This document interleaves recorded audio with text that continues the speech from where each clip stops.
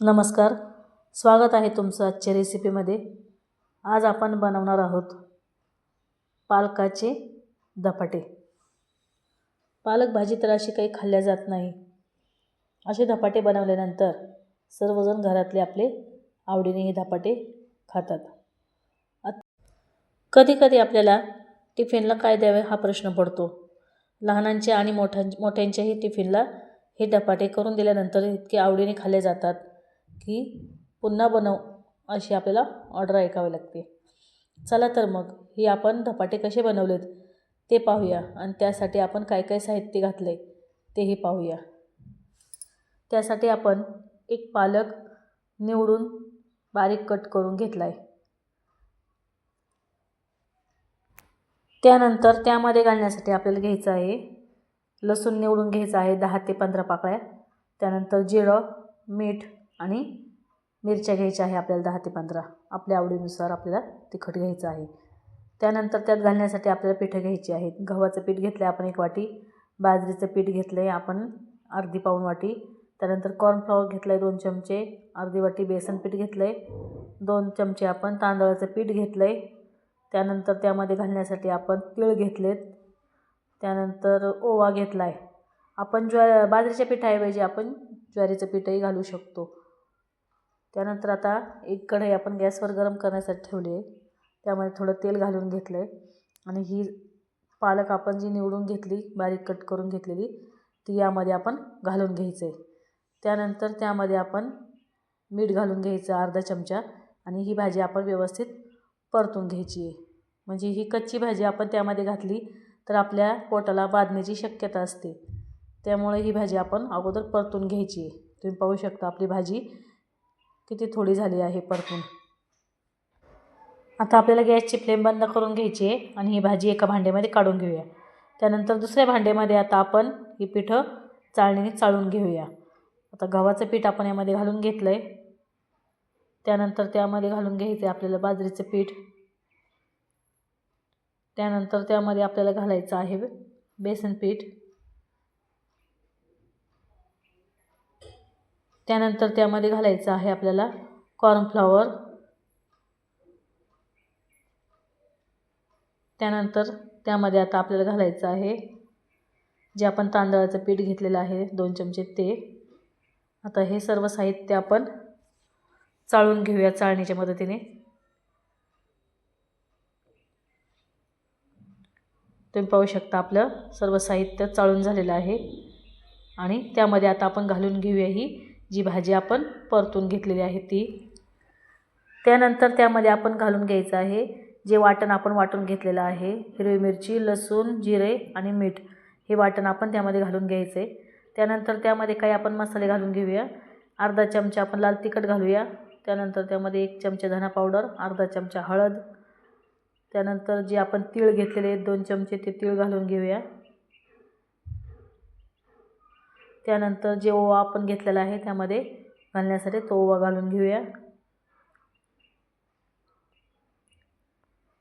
आणि 1 चमचाभर आपण यामध्ये मीठ घालून घ्यायचं। आपण या अगोदर भाजीमध्येही मीठ घातलंय, त्यानंतर लसूण आणि मिरचीच्या पेस्टमध्ये पण आपण मीठ घालून घेतलेलं आहे, तेव्हा मीठ हे प्रमाणशीरच घालायचं आहे। त्यानंतर हे आपण सर्व साहित्य एकत्र मिक्स करून घेऊया। या पालकाच्या भाजीत जेवढं पाणी असतं तेवढं पाणी अगोदर आपण या सर्व पिठांना लावून घेऊया आणि त्यानंतरच त्या अंदाजानुसार आपण यामध्ये पाणी घालून घेऊया। जास्तही पाणी घालायचं नाही, नाहीतर पातळ होण्याची शक्यता जास्त असते। अगदी आपण थोडं थोडं पाणी घालून हे व्यवस्थित मिक्स करून घ्यायचं आहे। आता या प्रकारे आपण हे व्यवस्थित मळून घेऊया। तुम्ही पाहू शकता आपला गोळा हा मळून झालेला आहे। जास्तही पातळ नाही आणि जास्तही घट्ट हा गोळा करायचा नाही आहे, नाहीतर आपल्याला धपाटे करताना त्रास होतो। आता यामध्ये आपण थोडंसं तेल घालून याला झाकण ठेवून आपण मुरून देणार आहोत। 1-10 मिनिटं आपण हे पीठ आपण झाकून ठेवलं होतं। आता तुम्ही पाहू शकता व्यवस्थित आपले पीठ हे भिजलेलं आहे। याचे आपण लाटूनही आपण धपाटे करू शकतो किंवा याचे थापूनही आपण करू शकतो। दोन्ही प्रकारात आपल्याला हे धपाटे करता येतात। आता मी एक सुती कपडा घेतलाय, त्याचे 4 पदर करून घेतलेत आणि पाणी घेतलं आहे त्याला लावण्यासाठी, त्यामध्ये मीठ घालून घेतलं आहे. कारण नंतर आपलं मीठ कमी कमी होत चालतं आपण पाणी जसं जसं हाताला लावतो त्यानुसार, त्यामुळे आपण त्यामध्ये मीठ घालून घेतले. आता या कपड्यावर आपण पाणी टाकून घ्यायचं आहे, म्हणजे आपलं धपाटं थापताना याला चिकटत नाही. आता या प्रकारे आपण एवढा गोळा हा घ्यायचा आहे आणि आपल्या हाताला पाणी लावून हा गोळा आपण थापून घ्यायचा आहे. तुम्ही पाहू शकता या प्रकारे आपला हा धपाटं थापून झालेला आहे. आता याला आपण छोटे छोटे असे गोल करून घेऊया आणि त्यावर आपण तीळ घालून घेऊया. तीळ घातल्यानंतर अप्रतिम अशी याची टेस्ट लागते. आता गॅसवर आपण अगोदरच तवा तापण्यासाठी ठेवला होता, त्यावर थोडं तेल घालून घेऊया आणि हे धपाटे या प्रकारे आपण घालून घेऊया तव्यावर. आता एक साईडने आपण यावर तेल घालून घेऊया.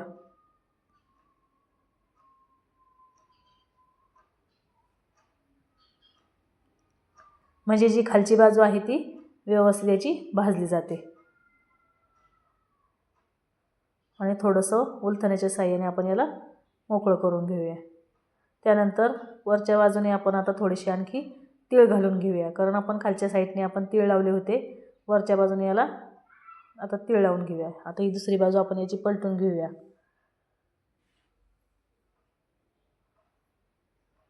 तर आपलं हे धपाटं आता झालेलं आहे. आता अशाच प्रकारे आपण दुसरे धपाटं यावर घालून घेऊया.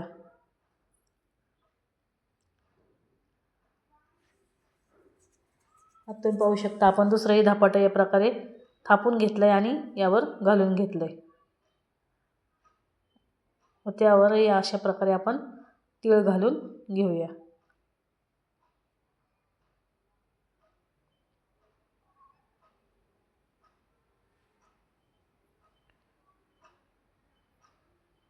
व त्यावर आता तेल सोडून घेऊया थोडंसं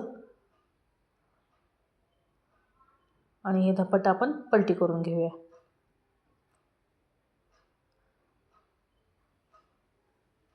अशा प्रकारे याला बारीक गॅसवर आपण मस्त खरपूस असं भाजून घ्यायचे, म्हणजे जास्तही मध्ये कच्चं राहत नाही आणि व्यवस्थित असं खरपूस भाजलं जातं. तुम्ही पाहू शकता अतिशय सुंदर असं हे आपलं धपाटं तयार झालेलं आहे. खायलाही अतिशय मस्त लागतात. अजिबात असं लूज पडत नाही, काही नाही, एकदम मस्त असे धपाटे आपले तयार होतात. लिंबाच्या लोणच्याबरोबर, आंबट गोड लोणच्याबरोबर हे धपाटे अतिशय सुंदर लागतात. आपण शेंगदाण्याच्या चटणीबरोबरही खाऊ शकतो, पण आंबट गोड लोणच्याबरोबर याची टेस्ट अतिशय सुंदर लागते. तसेच टोमॅटो सॉसबरोबरही हे धपाटे छान लागतात. लहान मुलांना तर हे धपाटे पालकाचे आहे हे तर समजतच नाही. यामध्ये पालक आहे हे मुलांना लक्षातही येत नाही. आहे की नाही मग बनवण्यासाठी सोपे आणि पौष्टिक असे पालक धपाटे. चला बरं मग घ्या बनवायला.